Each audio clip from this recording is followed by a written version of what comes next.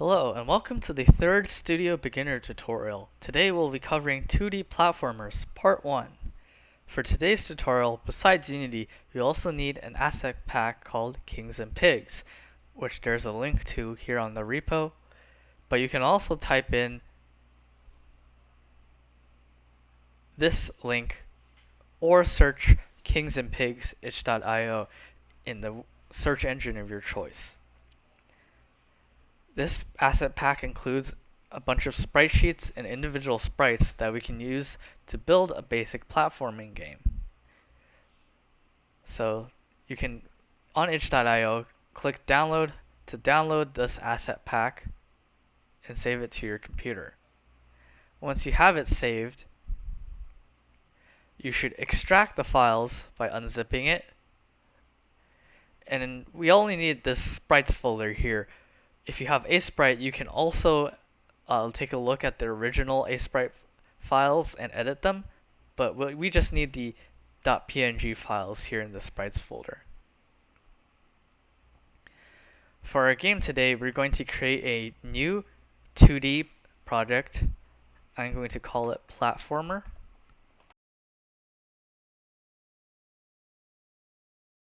Okay, once your Unity has loaded up your new project, the first thing you should do is go to Window and Package Manager so that we can import the new input system.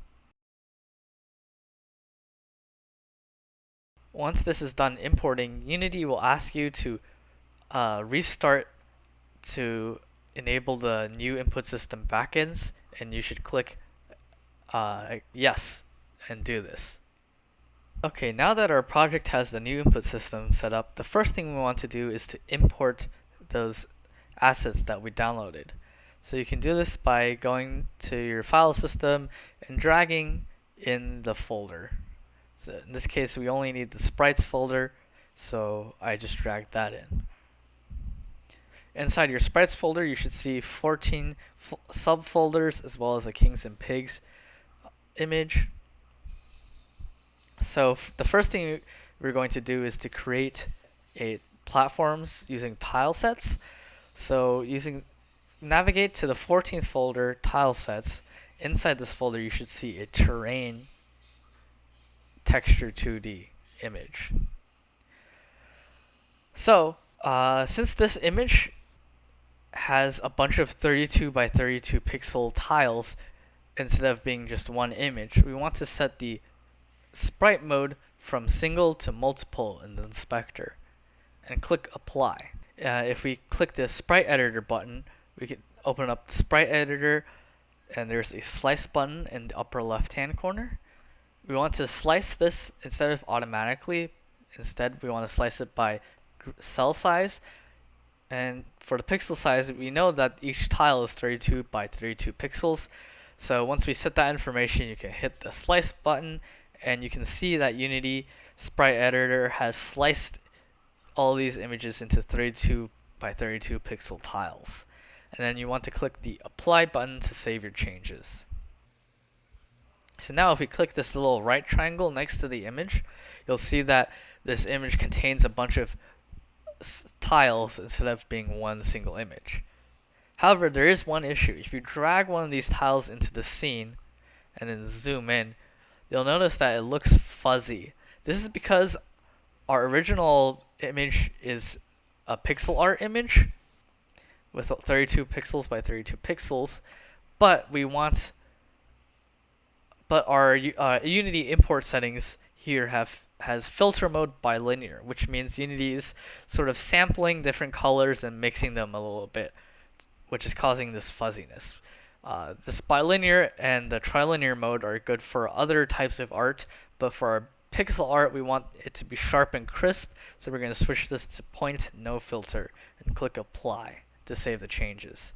And now our tiles look a lot sharper and crisper like we want them to be. Okay, to create platforms, we're going to use the Tilemap feature of Unity.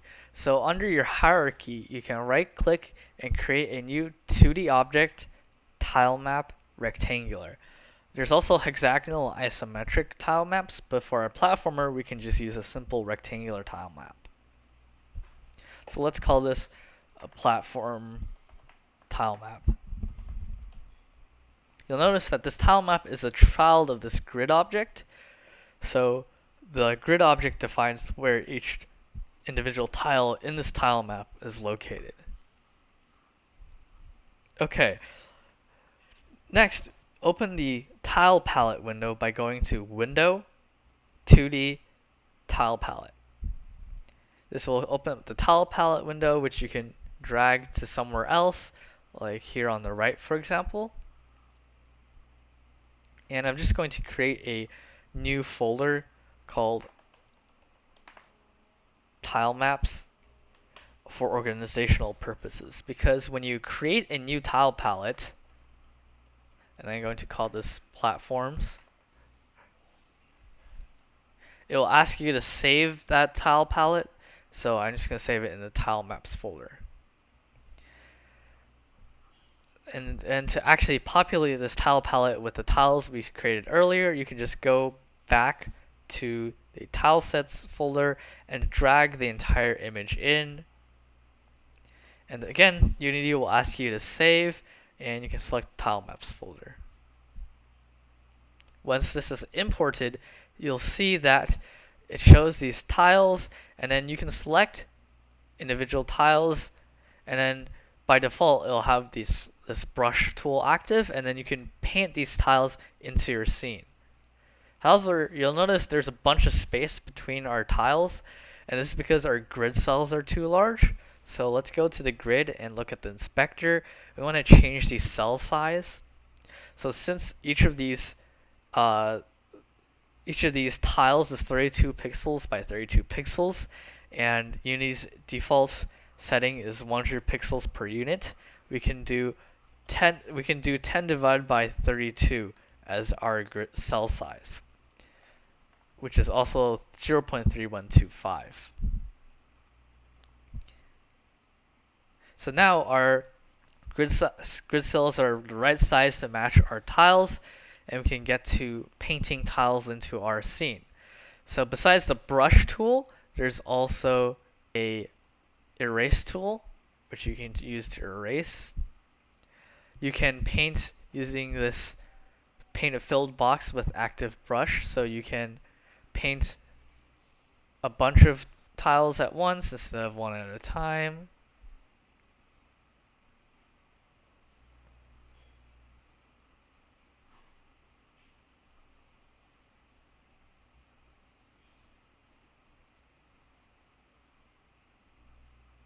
There's also a paint bucket tool here, where if you select a tile, you can fill in from like these edges here. So I can just fill in this box with a single tile type. Another fun thing you can do is you can select multiple tiles in your tile palette and then use the brush tool, and you can paint in entire tile sets sets of tiles into your scene. If you need to move existing tiles, you can use the select button and select the tiles you want to move, then select the move button, and then you can move everything you selected around. If you look at our game view, however, our camera is a bit large compared to our tiles and platforms, so we can just change the size of our camera from, for example, 5 to 1, so we're zoomed in. Okay, so if we had a player in our scene right now, it would just fall through our platforms, which is not what we want. To add like interaction to our platforms, we need to add colliders to them so that the player can detect when it's colliding with these platforms. So in particular, Unity has a built-in collider type called Tilemap Collider 2D. So if you add the Tilemap Collider 2D component and go to the scene view, you'll see that each of our individual tiles has gained a little small green square as its tile map, or as its collider. However, we don't need these colliders that are inside the platform, since our player will never be inside of a platform. So we can add another component called a Composite Collider 2D. and then click the Used by Composite button in the Tilemap Collider 2D, and then it will merge all those individual squares into a single collider. However, you'll notice that when we attach the Composite Collider 2D, it also attached a Rigid Body 2D. If we play the game right now, this Rigid Body 2D will cause our platforms to feel gravity and fall down. So instead, we need to change the body type from dynamic to static. So if we have a static rigid body attached to our platforms will no longer fall down or move. If you want to have another tile map with like background tiles that you can move through without colliding with, you can right click your grid object and create another 2D tile map rectangular. I'm going to call this background tile map. And then in your tile palette, you can select the background tile map to be the active tile map. And then you can also paint in things using the tile palette. Okay, this is being a little finicky, but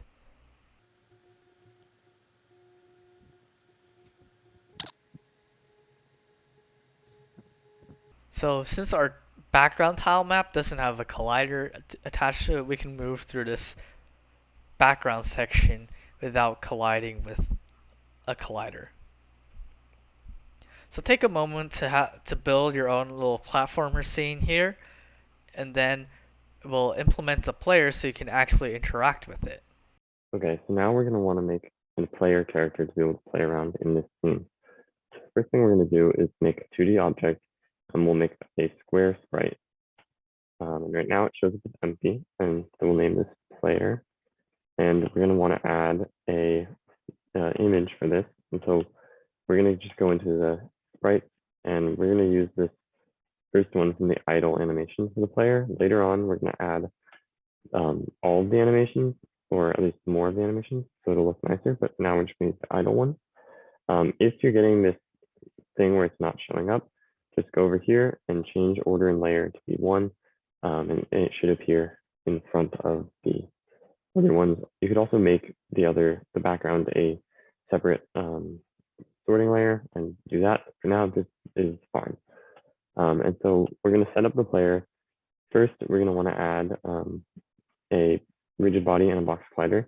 It's very similar to how it was done in Rollerball, except now it's all in 2D. So we'll do a box collider 2D, and we'll do a rigid body 2D.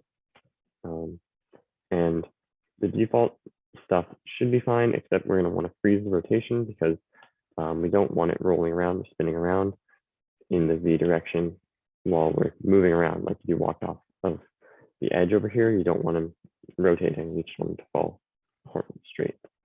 So that's good for those two things.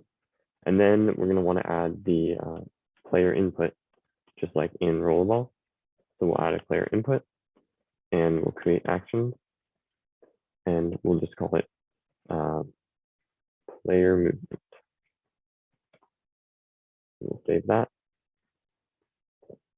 And now we'll add player movement as actions. And the player movement should just be the default ones, same as in Rollerball. Those ones will all work fine here as well. And that's it for the player, except that now we're going to want to add a script to actually use this player input to move the player. And so we'll make a new script, and we'll just call it player movement. And the first thing we're going to want to do is use the Unity Engine dot input system, because we're going to want to use the input system. And then the next thing we'll do is add some variables that we'll use to deal with the player movement. So first we'll make a private float horizontal. That will be the horizontal movement of the player.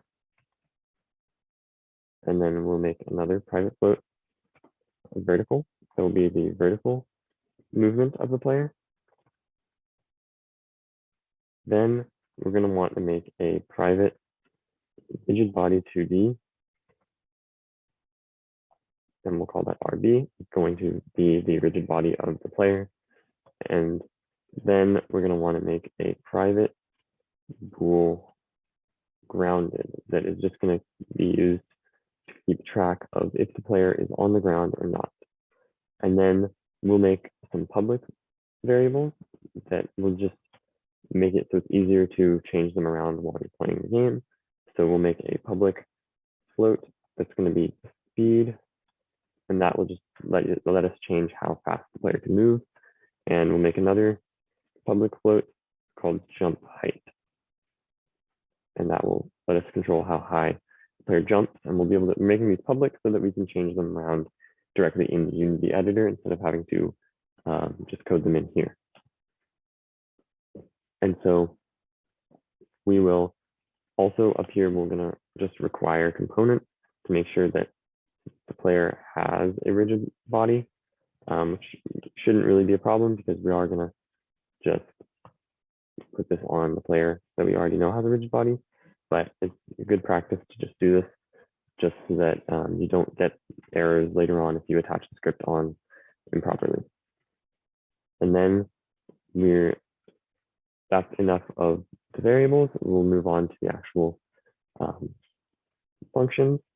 And so to start, we're just going to want to initialize the rigid body and the grounded variable to be false, just because the player is going to start in the air in our scene currently.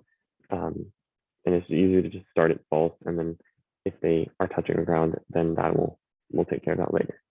So we'll do get component rigid body 2D, and that will give us the rigid body of the thing that this script is on, and we'll set grounded equals true. Okay, and then we will move on, and we'll make an on move function actually, just like with rollerball. And so we'll do void on move, and that will have, oops, did not mean to do that. And that will have an input value as it's the type, and we'll just call that input. And then we're going to want to, we'll start the horizontal equals 0 and vertical equals 0, and we will change these in this function depending on the user's input. So we will get the input in the same way that we did with rollerball, except we're going to get it as a 2D vector, which is what this is doing here. So we're going to do vector 2 because we don't care about the Z direction, so this is the 2D scene. And it's as easy as just setting the horizontal equals movement dot x. That's all we need to do there. Actually, we need to times it by the speed. This will make it so that the movement x will give a -1 or a 1, depending on the direction they're moving.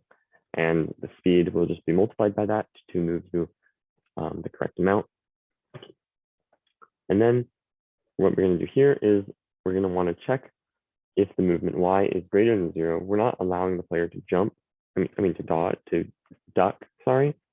So we don't want anything to happen if the movement in the y direction is negative, because that means that they'd be pressing the down arrow. And so we want to do if movement dot y greater than 0. And we also only want them to be able to jump if they are grounded. So then we're going to set vertical equals movement dot x. Actually, we're just going to set it equal to jump height. We could do movement dot x y times jump height, but that's really the same thing since we're already checking if movement y is greater than 0. And in this case, it's going to be either -1 or 1. So that is all for this on move function. And now we want to use a fixed update function to update the actual movement of the player. And we're just going to be doing that by updating the velocity. You could also add forces or other methods, but this one is what I'm choosing to do for this one, and it's going to work for this. And fixed update is better for updating the motion of the player because of how it works with the physics engine. So we're going to do the updates for the moving the player in fixed update, not in the regular update. And so all that we're going to do here is rb.velocity equals new vector2 horizontal. And what we're going to actually want to do is we want it to use the regular y velocity if it's not jumping, which means when the player is like falling, we want him to be able to fall normally. And the way we have our on move function, if they were pressing buttons to like move side to side when they're in the air, it will still call this on move function, and the vertical will be set to 0. So we're going to actually just do something real quick to only use vertical if it's greater than 0. And so what we're going to do is use the ternary operator, which is just doing this vertical. It's greater than 0. Question vertical. That means that if vertical is greater than 0, we'll use the vertical, and then colon, we'll use rb.velocity.y, and that just means that if vertical is greater than 0, it's going to use vertical. Otherwise, it's going to use rb.velocity.y. And that's what we're going to do there. And then what we're actually going to do is set vertical equals 0. And this is just because we're wanting, after the player jumps, we don't want vertical to stay as jump height over and over again, even if they don't input anything, because this on move is only going to be called when they're doing an input. That's how the input system works. So we want to have some way to set vertical to 0 after it's already changed the velocity once, and that's why we'll do it right after we change the velocity with vertical. So the player. Now what we need to do is deal with this grounded variable and how we're going to know if we are colliding with the ground. And so for that, we're going to use on collision enter 2D. So we will use private void on collision enter 2D. And we're just going to check that the item it's colliding with the tag, because we tagged the ground layers as ground. So we're going to check if that is what it's colliding with. So if collision dot game object dot get tag dot tag equals ground. And then in that case, we're going to set grounded equals true. And we're going to, and that's it. And then we're going to want to copy this basically, and this is going to be on collision exit 2D. If the collision object, game object dot tag equals ground, we're just going to want to set grounded equals to false. And that should be everything. These two functions down here on collision enter and on collision exit deal with checking if the player is or is not on the ground. This fixed update is going to be what's actually changing the velocity of the player and allowing to move. And this on move function is going to deal with the getting the input from the player. Later, we will update this with some stuff to deal with the animations. But for now, this is the player movement script, and we will test and see if that works. Okay, so now we have a player that can move around our scene and jump on top of platforms, but as you can see, it's kind of just an image that's sliding across your screen, not very exciting. So we can change this by adding animations to our game. Animations is a complicated topic, but today we're going to be covering the simplest type of animation to implement, which is frame-by-frame animation. If you want to learn a more advanced animation techniques such as rigging or keyframe animation, you should attend the creative tutorials on those topics. Let's add an idle animation to our player first. So we actually already did most of the work earlier when we were slicing our idle animation sprites into a sprite sheet into multiple sprites.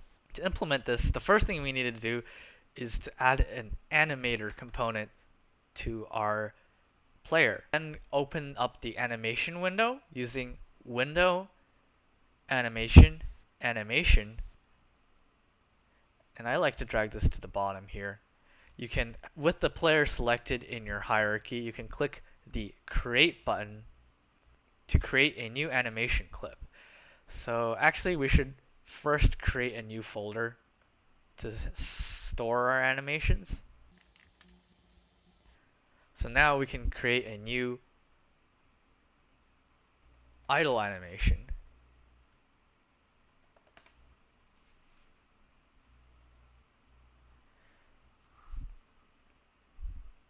So here, actually I'm going to need to move this up here.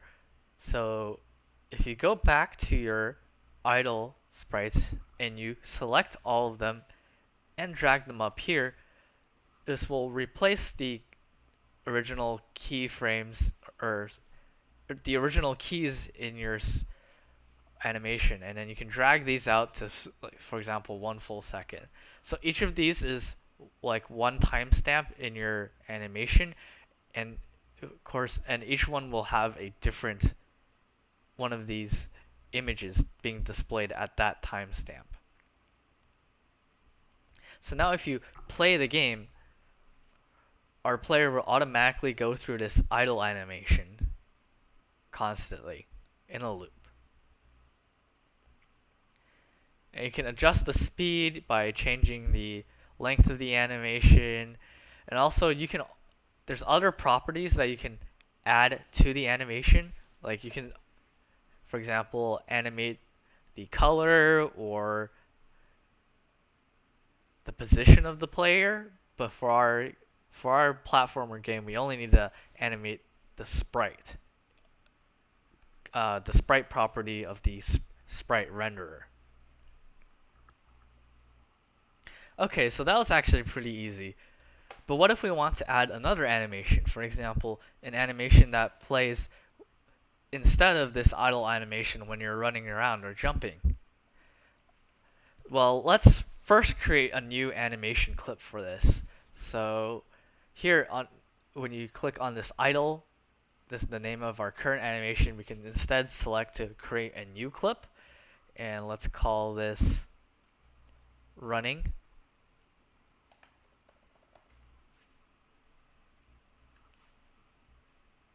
And here we can select our running sprite sheet, and again we need to slice this and set it to no filter.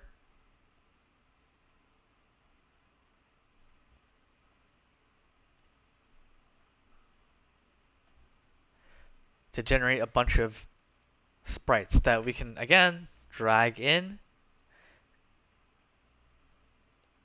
and stretch out to create our animation. However, if we play the scene, our player is still in this idle animation. So what we need to do is open up the Animator window. So we can go to Window, Animation, Animator, or you can go to your player's animator and double click the controller, and that will automatically open up the Animator window as well. So as you can see, we currently have an entry state, an idle state, a running state, and also this any state box. So here, this is a state machine. Basically, how Unity handles this animation is each state is associated with a particular animation clip, which will run while for example, the player is in that state. And once that once that animation is finished, if there's a transition to another state, it'll take that transition and start running like the clip associated with running. So for example, if we create a transition from idle to running and play the scene, you'll see that our player starts off in the idle animation and then finishes that idle animation, then transitions to this running animation.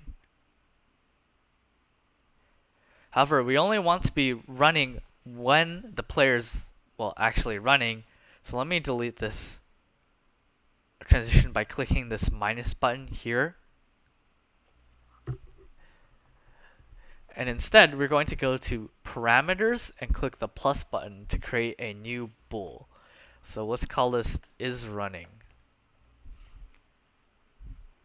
So now we can create a transition from idle to running. However, we want to set this transition to have a condition so that we only use this transition when isRunning is true. We also want to remove the exit time and drag this all the way to the left so that our transition is instantaneous. Similarly, we want another transition from running back to idle, which will happen when isRunning is no longer true. So now in our player script, we need to change this value of isRunning.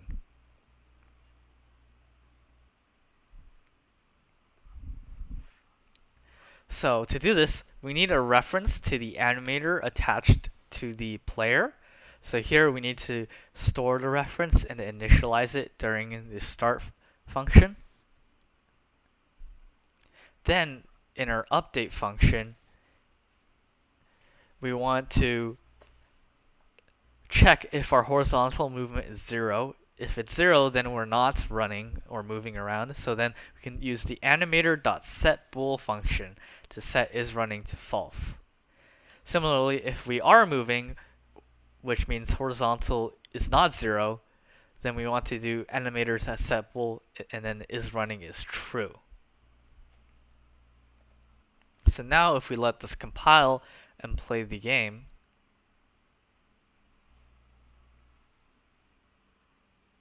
you'll see that our player stays in the idle animation, but then if we start running, the player will transition to this running animation instead. However, it looks kind of weird when you're running backwards, so we probably want to flip this sprite around so that we can be running in the opposite direction instead of just backwards.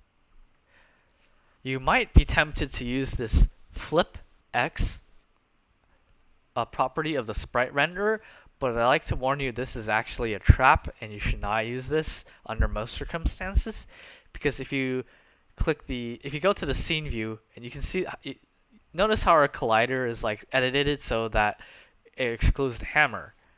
But if we click the flip X button to flip the sprite around, the collider is not flipped along with the sprite, which means we can do weird things like run partially into walls up to like this halfway point of our face, which is not what we want.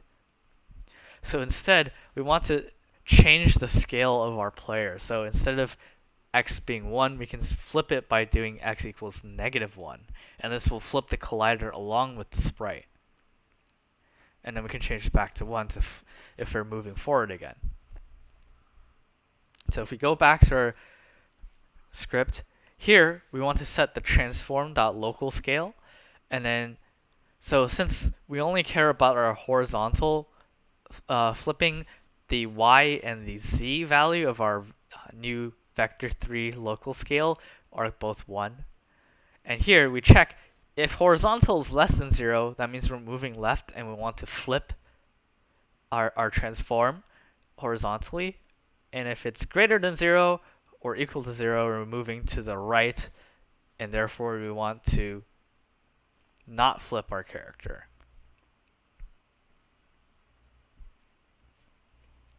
Okay, so now if we let this compile and play the scene, when we move to the left, the player will also move or flip around, and when we move to the right, our player will flip back to the right direction. Great, now let's add a jumping animation so we're not running in the air. Fortunately for us, the jumping animation only consists of one image. So but you should still use the multiple sprite mode because it's easier to slice the sprite this way. You can just do slice automatically to get rid of all this extra white space around your sprite. Okay, so let's go back to our animation window again and create a final jumping animation. And we can just drag this in. Also note that we need to drag in a second one to define the duration of the animation. So we can, again, these are both the same image. It's just that we need two of them to define the length of the animation. And then in our animator, we need to do something very similar where we need to add another bool. For example, is jumping. In this case, we want to set a transition from any state to jumping because we can start jumping while we're idle or while we're running. So in this transition should be is jumping is true. And then from jumping, we want to create a transition back to idle or running depending on whether we're moving to the left or right or not. So we want to transition back to idle when we're not jumping and we're also not running. We want to transition back to running when we are running but we are not jumping anymore. And let's go to our script to set those values. Co-opt our onCollision enter functions where we detect whether we're grounded to set the is jumping bool as well. So when we enter and we collide with a ground object, that means we're no longer jumping in the air. So we can set is jumping to false. And when we exit a collider, that means we jumped and then we're in the air, so is jumping is true. So now, if we play the game and we jump, we can have a jumping animation and it transitions back to the running animation. Oh, I forgot to set the... You might have noticed that there was like a weird pause between jumping and running. That's because I forgot to get rid of this exit time. So now, if we play the scene again and start jumping and running, you'll notice it transitions instantly from the jumping to the running animation. And similarly, we can jump and go back to the idle animation. Cool. So now we have animations in our game. The last topic for today is audio. So in Unity, if you click on your main camera, you'll notice that your camera has an audio listener. So how Unity's audio system works is there's an audio listener usually on your camera, and then you can have audio sources in your scene attached to other game objects that play sounds that your camera can hear. So to illustrate this, let's add some background music. So let's add an audio source component. And in the repo, we have some example audio files. You can just download any one of these.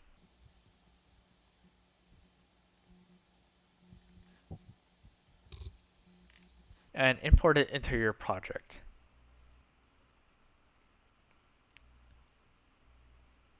Then you can go to your audio source and drag this audio clip in. And if you click the play on awake, or if you check the play on awake and loop boxes, if you play your scene, you'll hear background music playing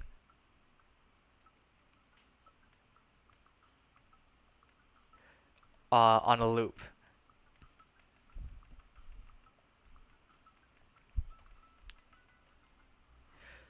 Now let's add footstep sounds for our player. So let's go back to the repo. In the sound effects folder, there's a short footsteps audio file. You should download this one and import it into your project. So on our player, we can add an audio source and drag this in.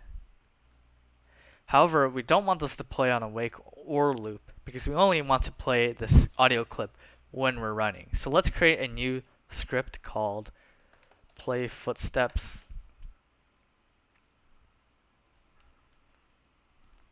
Okay, so we need a reference to the audio source, which we can initialize in start using get component.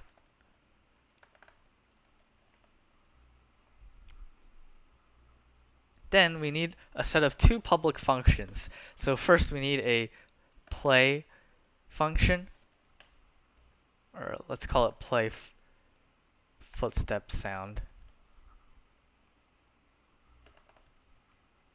which is really just a wrapper function to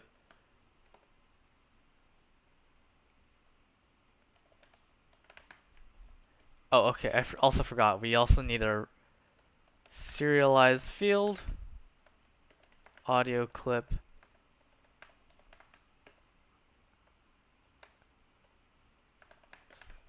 footsteps. So we can use the play one shot function, which will play this entire footsteps audio clip, even if there's already another sound playing, and we'll finish like both of those sounds. And then we also need a stop function, stop playing function, so that when we stop moving, we can have the audio source stop playing sounds using the stop function. So we can link this up to our animations instead of via code. We can use animation events. So let's go select the player and select our running animation, and then here above these diamonds where our keyframes are, we can right click and add animation event. And this animation event can be dragged around to happen at different timestamps, but for this one we just have it at the start of the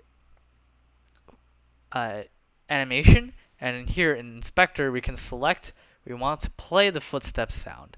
So every time the animation loops through this running animation and starts, it will play this footstep sound. So here we can hear this footstep sound.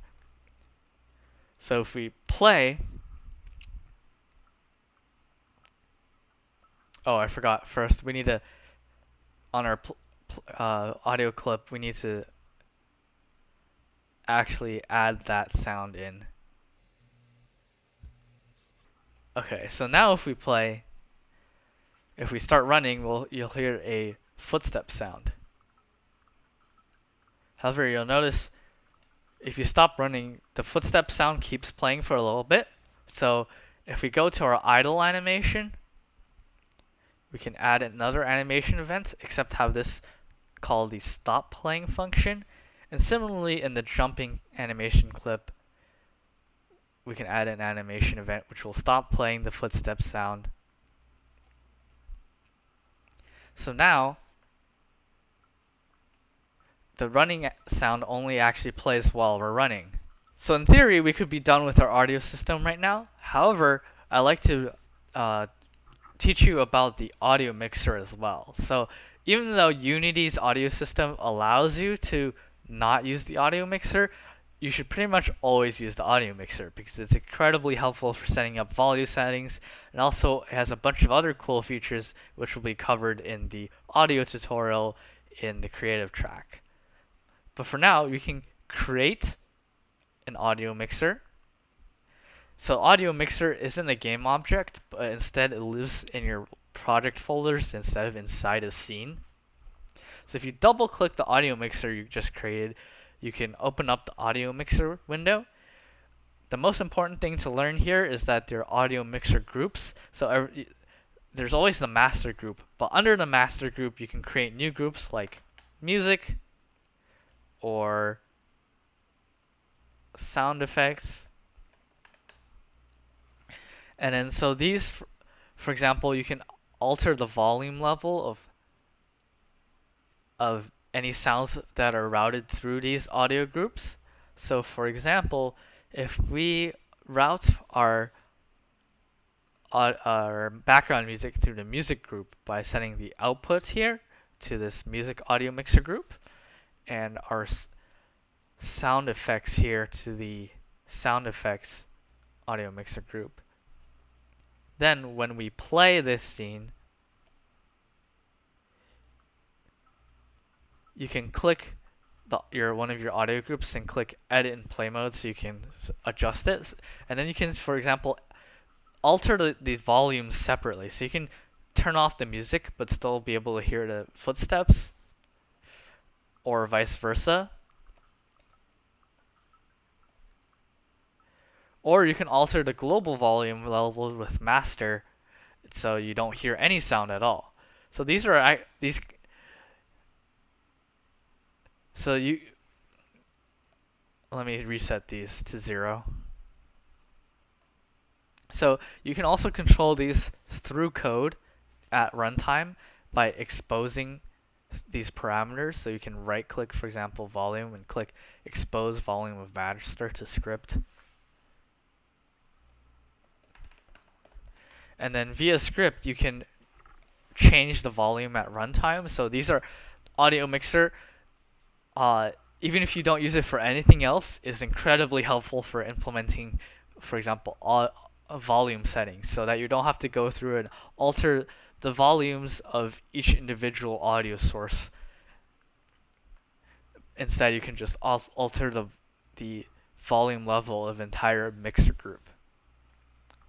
Okay, I hope you learned a lot today, and we hope to see you at the next Studio Beginner tutorial, Platformers Part 2.